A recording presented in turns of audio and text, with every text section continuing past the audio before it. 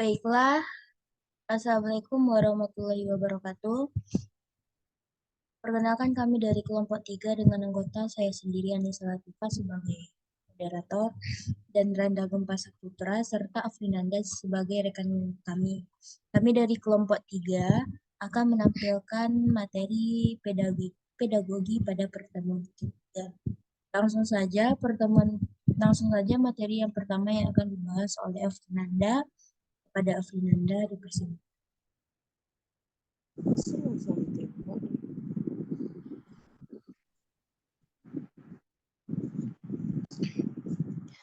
Baik, terima kasih moderator. Di sini pada pertemuan kali ini kami dari kelompok 3 akan menjelaskan materi mengenai pengertian dan jenis-jenis lingkungan pendidikan. Yang mana maksud dari lingkungan pendidikan itu adalah konteks fisik, sosial, dan budaya di mana proses pembelajaran dan pendidikan berlangsung. Ini mencakup semua elemen dan faktor yang mempengaruhi pengalaman belajar individu, baik di dalam maupun di luar lembaga pendidikan formal. Lingkungan pendidikan memiliki peran penting dalam membentuk perkembangan siswa dan hasil belajar mereka. Lingkungan pendidikan mengacu pada konteks fisik, sosial, dan budaya di mana proses pendidikan terjadi.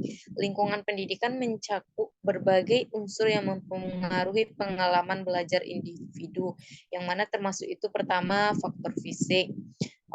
Faktor fisik ini mencakup bangunan sekolah, ruang kelas, perpustakaan, fasilitas olahraga, peralatan teknologi, dan segala sesuatu yang mempengaruhi pengaturan fisik di mana pembelajaran terjadi.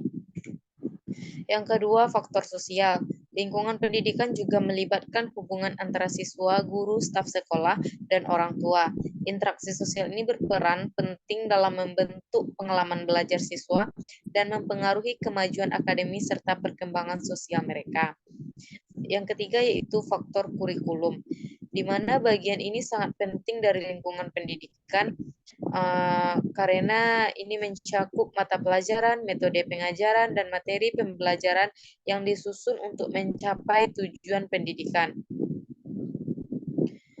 Yang keempat ada faktor kultural. Lingkungan pendidikan juga dipengaruhi oleh nilai, norma, dan budaya yang ada dalam masyarakat. Budaya sekolah termasuk nilai-nilai yang dianut oleh sekolah dan komunitasnya dapat memainkan peran penting dalam membentuk pengalaman pendidikan siswa. Yang kelima ada faktor teknologi. Perkembangan teknologi telah mempengaruhi lingkungan pendidikan dengan penggunaan teknologi dan akses ke sumber daya digital yang memainkan peran penting dalam pembelajaran modern. Lingkungan pendidikan yang positif dan mendukung sangat penting untuk kesuksesan siswa.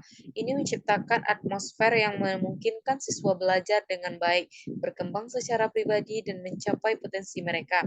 Selain itu, lingkungan pendidikan juga dapat mencakup aspek-aspek seperti pengelolaan sekolah, kebijakan pendidikan, dukungan siswa, dan lebih banyak lagi. Kemudian di sini juga saya akan menjelaskan mengenai lingkungan pendidikan dapat dibagi menjadi beberapa jenis berdasarkan ciri-ciri dan tujuannya. Yang pertama itu lingkungan pendidikan formal. Di sini ada sekolah, yang mana termasuk itu sekolah dasar, menengah, tinggi, dan universitas. Yang kedua ada perguruan tinggi dan universitas, di mana tempat siswa mengajar pendidikan tinggi. Yang ketiga ada lembaga pelatihan khusus. Di situ ada menawarkan pelatihan keterampilan khusus di luar sistem pendidikan formal. Yang kedua ada lingkungan pendidikan non formal. Di sini ada tiga pembagian. Yang pertama pelatihan kerja, pelatihan online, kursus pelayanan masyarakat. Pelatihan kerja itu tempat orang belajar keterampilan praktis untuk memasuki dunia kerja. Sedangkan pelatihan online adalah pembelajaran melalui platform online dan kursus jarak jauh. Dan kursus pelayanan masyarakat itu sendiri adalah kursus dan pelatihan yang ditawarkan oleh lembaga non-profit dan komunitas. Yang ketiga ada lingkungan pendidikan informal seperti rumah dan keluarga, museum dan perpustakaan, aktivitas sosial dan kebudayaan. Yang keempat ada lingkungan pendidikan virtual seperti pembelajaran online menggunakan platform e-learning, kursus daring, dan materi belajar elektronik. Kelas virtual, interaksi melalui konferensi video dan komunikasi online, simulasi dan permainan edukatif, yang mana permainan itu dirancang untuk tujuan pendidikan. Yang kelima ada lingkungan pendidikan khusus, seperti pendidikan khusus lingkungannya yang dirancang untuk siswa dengan kebutuhan pendidikan khusus. Kemudian ada pendidikan bilinguisme, sekolah dan lingkungan ini di mana dua bahasa diajarkan. Dan yang terakhir ada lingkungan pendidikan formal dan non-formal kombinasi, seperti program magang, kursus akhir pekan. Program magang itu menggabungkan pembelajaran di sekolah dengan pengalaman kerja. Kursus akhir pekan yaitu kursus pendidikan non-formal yang berlangsung di luar jam kerja. Setiap jenis lingkungan pendidikan memiliki tujuan dan metode pembelajaran yang berbeda. Penting untuk memahami bahwa perbedaan ini dan memilih lingkungan yang sesuai dengan tujuan pendidikan dan kebutuhan individu. Mungkin itulah yang dapat saya sampaikan. Saya kembalikan kepada moderator.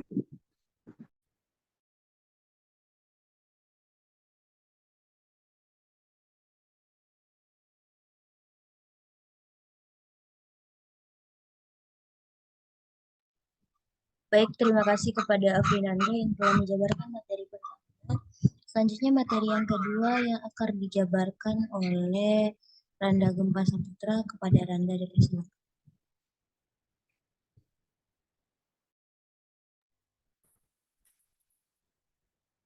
Baik, terima kasih kepada moderator. Di sini saya akan menjelaskan mengenai beberapa cara bagaimana lingkungan pendidikan mempengaruhi proses pembelajaran.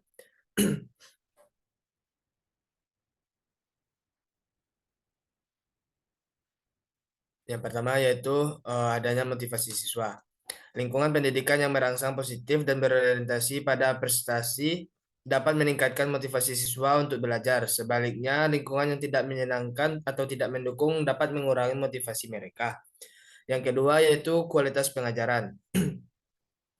Kualitas guru, metode pengajaran, dan pendekatan pembelajaran yang digunakan dalam lingkungan pendidikan mempengaruhi pemahaman siswa, guru yang kompeten, dan metode pengajaran yang efektif dan meningkatkan pembelajaran. Yang ketiga yaitu fasilitas dan sumber daya. Fasilitas fisik seperti ruang kelas yang nyaman dan perpustakaan yang baik serta sumber daya pendidikan seperti buku, teks, dan peralatan pembelajaran dapat mempengaruhi akses siswa terhadap bahan pendidikan yang diperlukan. Yang keempat yaitu interaksi sosial. Hubungan antara siswa dan guru serta staf sekolah dapat mempengaruhi proses pembelajaran. Interaksi positif dan kolaboratif dapat membantu siswa memahami konsep dengan lebih baik. Yang kelima yaitu adanya budaya sekolah. Di sini terdapat nilai, norma, dan budaya yang ada di sekolah, yang mana dapat mempengaruhi perilaku dan sikap siswa dalam pembelajaran. Budaya yang mendukung pencapaian dan etika kerja yang kuat dapat merangsang prestasi siswa. Yang keenam yaitu adanya dukungan emosional. Lingkungan pendidikan harus memberikan dukungan emosional dan sosial kepada siswa. Dukungan ini penting untuk membantu siswa mengatasi proses pembelajaran. Yang ketujuh yaitu adanya keamanan dan ketertiban.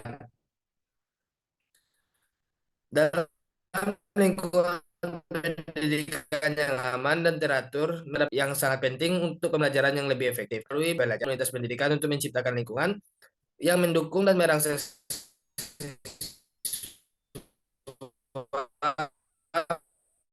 bagi dan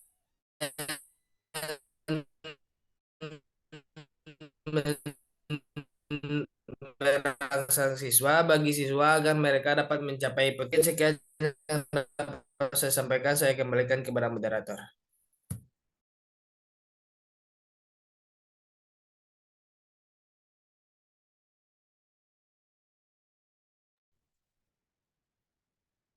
Baik, terima kasih kepada Randa yang telah menjabarkan materi terkait materi kita pada hari ini. Jadi saya dan kelompok dapat menyimpulkan bahwa dukungan pendidikan merupakan konteks penting dalam proses pembelajaran dan pendidikan langsung. Dukungan mencakup dari aspek fisik, sosial, maupun serta teknologi. Lingkungan pendidikan yang mendukung positif mempengaruhi pengalaman belajar siswa. Dengan demikian, pemahaman tentang lingkungan pendidikan yang komprehensif dan penting dapat membantu kita merancang dan memelihara lingkungan pendidikan yang mendukung perkembangan dan kesuksesan siswa dalam proses pembelajaran. Itulah penjabaran materi dari kelompok 3. Maaf jika ada salah kata dalam menyampaikan materi. Saya selaku moderator dari kelompok 3 mengakhiri sesi pada hari ini. Saya akhiri. Assalamualaikum.